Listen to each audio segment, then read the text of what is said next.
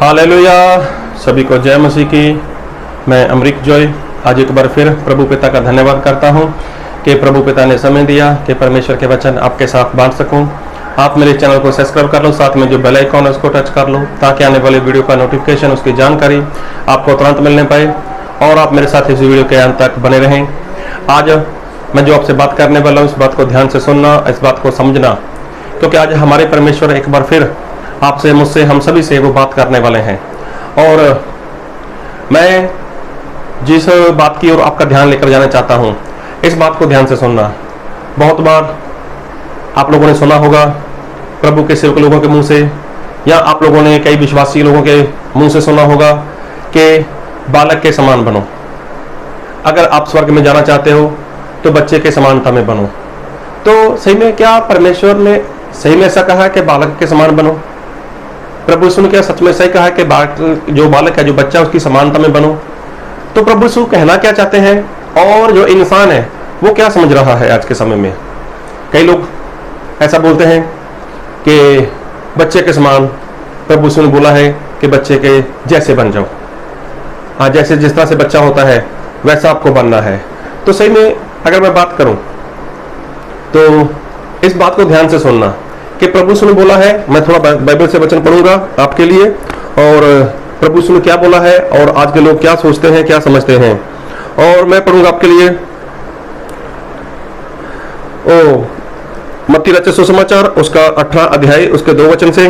इस पर उसने एक बालक को पास बुलाकर उनके बीच में खड़ा किया और कहा, मैं तुमसे सच कहता हूं कि जब तक तुम ना फिरो और बालकों के समान ना बनो, तुम स्वर्ग के राज्य में प्रवेश करने नहीं पाओगे। अभी देखो लिखा है कि बालक के समान बनो। हाँ, बच्चा नहीं बनना। अभी बच्चा नहीं बनना, परमेश्वर ऐसा कहते हैं, प्रभु यीशु ऐसा कहते हैं, बच्चा नहीं बनना, लेकिन बालक के समान बनना है। तो बच्चा, मान लो आप अपने घर में रहते हो, आप किसी पड़ोसी के बच्चा, छोटा बच्चा है, वो आपके घर पे आता है, कभी आप उसको डांट दो, चल भाग जा यहाँ से और मेरे घर पे मत आना, तो क्या वो बच्चा दोबारा आपके घर पे आएगा? सही में वो बच्चा आपके घर पे नहीं आएगा, उसको बुरा लग जाएगा। और बच्चे लोग क्या वो झूठ नहीं बोलते? क्या बच्चे लोग वो किसी से बैर नहीं करते? क्या बच्चे लोग वो लड़ाई झगड़ा नहीं करते? वो करते हैं। उनके अंदर ईर्ष्या होती है, उनके अंदर जलन सी होती है। और तो और अगर एक ही घर में 2 बच्चे हैं तो एक बच्चा दूसरे बच्चे से चिढ़ता है, उससे लड़ाई झगड़ा करता है। तो क्या परमेश्वर ऐसा बोलते हैं कि ऐसे बनो? क्या ऐसे लोग परमेश्वर के राज्य में जाएंगे? कभी नहीं जाने वाले। वहां पर मार की पीट करने वाले नहीं जाने वाले। स्वर्ग में कोई ईर्ष्या करने वाला नहीं जाने वाला। स्वर्ग में ऐसा इंसान नहीं जाने वाला जो झूठ बोलता हो या किसी से बैर रखता हो, तो ऐसा इंसान नहीं जाने वाला। तो प्रभु यीशु ने ऐसा क्यों बोला कि बच्चे की समानता में बनो? जी हाँ, इस बात को ध्यान से सुनना। आप एक छोटे बच्चे से बात करो, उसको कुछ नहीं पता अभी। आप बच्चे को बोल दो 2 और 2 कितने हैं। अगर वो बच्चा नहीं जानता तो आप उसको सिखाओ कि 2 और 2 5। तो बच्चा क्या करेगा? वो आपको तुरंत यही उत्तर देगा, 2 और 2 5। अगर आप उसको बोलो 1 + 1 मतलब 1 + 1 कितना हुआ, वो बोलेगा मुझे नहीं पता, तो आप उसको बोलो 2। आप उसको बोल दोगे 2, तो वो बच्चा क्या करेगा? बोलेगा 2। 1 + 1 कितना हो गया? 2। 2 + 1 कितना हो गया? 3। तो आप जैसे जैसे बच्चे को बोलते जाओगे, बच्चा वैसे वैसे मानता जाएगा। अभी देखो, मैंने पहले बात की 2 + 2 5, 2 और 2 5, ऐसा बोल दो कि बच्चा मान जाएगा। मतलब बच्चा कभी भी आपको सवाल जवाब नहीं करेगा। आप उसको सही सिखा रहे हो या उसको गलत सिखा रहे हो, तो वो ऐसा करता है कि जो सिखाने वाला है, कोई भी हो, उसके ऊपर वो विश्वास कर लेता है। उसके ऊपर वो मतलब आंख बंद कर कर वो विश्वास कर लेता है। पता उसको सही क्या है, गलत क्या है, वो उस बात को मान लेता है। तो परमेश्वर ने यही बात बोली कि बच्चे के समानता में बनना है। आज मैं बात करने वाला हूं बाइबल की।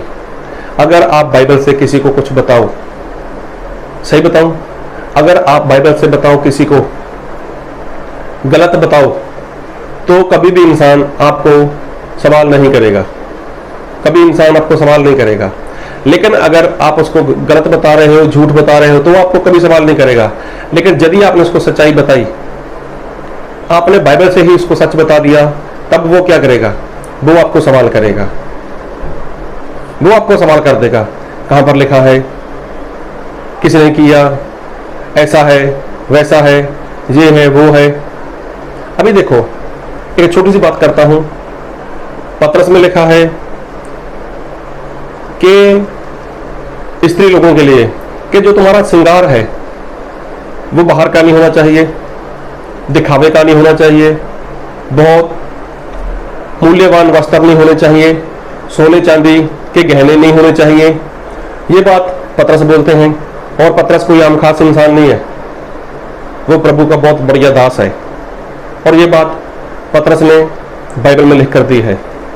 तो जब ये बात आप किसी को सिखाओगे तो सामने वाले का फर्ज क्या बनता है कि बच्चे की न्याय उसको मान लेना चाहिए। लेकिन नहीं, सामने वाला पता क्या करता है? फिर अब्राहम ने ऐसा क्यों किया? जब उसने अपने बेटे की शादी करनी थी तब उसने गहने क्यों भेजे? तब उसने ऐसा क्यों किया? तब उसका नौकर उसने उसको नाक में, हाथ में क्यों पहनाया? अभी देखो, ये बच्चे वाली जो समानता होनी चाहिए वो दिखाई नहीं देती। ये जो बात है अब्राहम के समय की,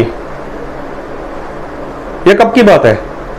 जब परमेश्वर ने कोई आज्ञा दी नहीं थी। लेकिन यहां पर तो एक आज्ञा है जो पत्रस बोलते हैं। और भी बहुत कुछ है बाइबल में। अगर मैं सारी बात करूं तो वीडियो बहुत लंबा चला जाएगा। एक छोटी सी बात और करता हूं प्रभु भोज के बारे में। बाइबल में एक प्याला, एक रोटी का जिक्र है कि जब प्रभु भोज करते हो, एक प्याला, एक रोटी। लेकिन कोई मानने वाला नहीं है। लोग सवाल करो क्या करेंगे? सवाल ये करेंगे, फिर अगर हम किसी का जूठा खाएंगे, जूठा पिएंगे तो दूसरे लोगों को बुरा लग जाएगा। ये बच्चे वाली समानता थोड़ी है। अगर आप एक से ज्यादा प्याले का इस्तेमाल करते हो, छोटी छोटी प्याली का इस्तेमाल करते हो, छोटे छोटे मतलब छोटे छोटे जो प्याली है उसका इस्तेमाल कर रहे हो, और छोटी छोटी रोटी का जो रेडीमेड आती है उसका इस्तेमाल कर रहे हो, तो क्या कोई पूछने वाला है? इसका मतलब आप गलत सीख रहे हो, आपको गलत सिखाया जा रहा है। और जहां पर आपको सवाल करना चाहिए वहां पर आप सवाल नहीं करते। लेकिन जहां पर सवाल नहीं करना चाहिए वहां पर इंसान सवाल करता है। तो ये बच्चे की न्याय नहीं है। मैंने बताया, आप बच्चे को कुछ भी बोल दो, एक और एक दो, तो वो बोलेगा एक और दो, एक दो। आप उसको बोल दो 2 और 2 5, तो बोलेगा 2 और 2 5। मतलब उसको गलत सिखाओ या उसको सही सिखाओ, वो चुपचाप से मान लेगा। लेकिन आज के मसीही लोगों की बात करूं, आज के विश्वासी लोगों की बात करूं, तो आज के विश्वासी लोगों को अगर कोई विश्वासी इंसान को कोई सेवक गलत सिखा रहा है तो वो वहां पर कभी भी सवाल नहीं करने वाला। लेकिन अगर किसी सेवक ने उसको ईमानदारी के साथ, सच्चाई के साथ, आत्मा के साथ वचन सिखाया, तो वो क्या करेगा? उसको सवाल खड़े कर देगा। फिर बाइबल में ऐसा क्यों लिखा है, बाइबल में वैसा क्यों लिखा है, वहां पर ऐसा हुआ, वहां पर ऐसा हुआ। मतलब जो बच्चे की समानता दिखाई देनी चाहिए थी वो उसके अंदर दिखाई नहीं देती। तो मतलब परमेश्वर यही कहते हैं कि बच्चे की समानता में आ जाओ, बच्चा नहीं बनना। प्रभु यीशु का दास कहता है कि अभी तक तुम बच्चे हो क्योंकि तुम लोग दूध पीने वाले हो। प्रभु यीशु का दास कहता है कि मैं चाहता हूं कि तुम लोग खाना खाने वाले होने चाहिए थे, रोटी खाने वाले होना चाहिए थे, और उस खाकर उसको हजम करने वाले होने चाहिए थे। लेकिन अभी तो तुम्हें दूध की ही जरूरत है। तो आज भी तो विश्वासी लोग यही काम कर रहे हैं। ढेर सालों से, इतने समय से वो मसीह में है, इतने समय से वो विश्वास में है, ढेरों साल हो गए उनको विश्वास में चलते हुए। लेकिन आज क्या चाहिए उनको वही आशीष, वही चंगाई, वही छुटकारा। ये सारी बातें क्या हैं? ये दूध के समान है। हाँ जी, बच्चे हैं, उनको बच्चे हैं और बच्चों वाली बातें उनके अंदर चाहिए। मानो किसी के घर में 12-15 साल का लड़का हो या 12-15 साल की लड़की हो, अगर वो बच्चों वाली हरकत करे तो क्या माँ बाप को खुशी होगी? क्या माँ बाप आनंद करेंगे? तो माँ बाप को आनंद नहीं आएगा। माँ बाप दुखी होंगे। हमारा बच्चा, हमारी बिटिया 12-15 साल की हो चुकी है, 16 साल की हो चुकी है, अभी तक ये बच्चों वाली ही हरकत करती है, बच्चों वाला दिमाग है इसका, तो कितना दुख होगा उसमें। मतलब परमेश्वर ऐसा नहीं कहता कि तुम बच्चे बनो, परमेश्वर ऐसा कहते हैं, प्रभु यीशु ऐसा कहते हैं कि बच्चों की समानता में बनो। फिर पढ़ूंगा वचन 18:2 मत्ती। इस पर उसने एक बालक को पास बुलाकर उनके बीच में खड़ा किया और कहा, मैं तुमसे सच कहता हूं कि जब तक तुम ना फिरो और बालकों के समान ना बनो, तुम स्वर्ग के राज्य में प्रवेश करने नहीं पाओगे। बालकों के समान बनना है, बालक नहीं बनना, बालकों के समान। बालकों के समान जब आप बालक को कुछ सिखाते हो, कुछ भी सिखाओगे आप, तो वो चुपचाप से उसको मान लेता है, चुपचाप से मान लेता है। तो मैं ऐसा नहीं कहता कि आपको कोई वचन सिखा रहा है तो आप उसको चुपचाप से मान, नहीं, आपके पास बाइबल है, आप बाइबल पढ़ सकते हो। परमेश्वर ने आपको आत्मा दिया है, आप उस पवित्र आत्मा को प्राप्त कर सकते हो। पवित्र आत्मा आज से हजारों साल पहले इस पृथ्वी के ऊपर है, उस पवित्र आत्मा को आप अपने अंदर ले सकते हो।